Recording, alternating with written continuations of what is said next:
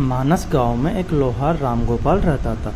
उसका एक भरा पूरा परिवार था जिसका लालन पालन करने के लिए उसे कई बार दिन रात काम करना पड़ता था। रोज की तरह आज भी काम पर जाने से पहले रामगोपाल ने अपना खाने का डिब्बा बांधने के लिए अपनी पत्नी से कहा। पत्नी जब डिब्बा लेकर आई तो रामगोपाल ने कहा कि मुझे आज आने में देर हो जाएगी, शायद मैं रात को ही आऊँ।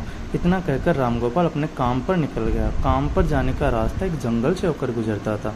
वहाँ जैसे ही रामगोपाल पहुँचा उसे कुछ आवाज़ सुनाई दी। जैसे ही रामगोपाल कुछ पास गया उसने देखा कि एक साधु भगवान का मंत्र जपने के साथ ही हंस रहा है। हैरान होकर रामगोपाल ने पूछा, आप ठीक है?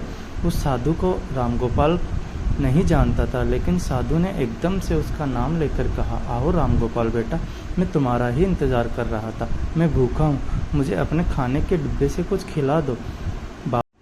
बाबा से अपना नाम सुनकर रामगोपाल हैरान था, लेकिन उसने कोई सवाल नहीं किया और सीधा अपना खाने का डिब्बा निकालकर उन्हें दे दिया। देखते ही देखते बाबा ने रामगोपाल का सारा खाना खा लिया। उसके बाद उस साधु ने कहा, बेटा मैं तो सारा खाना खा गया, अब तुम क्या खाओगे? मुझे माफ़ करना। रामगोपाल ने कहा, कोई बात नहीं, मैं काम के लिए बाजार जा रहा हूँ, मैं वहाँ से कुछ खा लूँगा। यह सुनकर उस साधु ने रामगोपाल को खूब आशीर्वाद दिया और भेंट के तौर पर एक हथौड़ा दे दिया।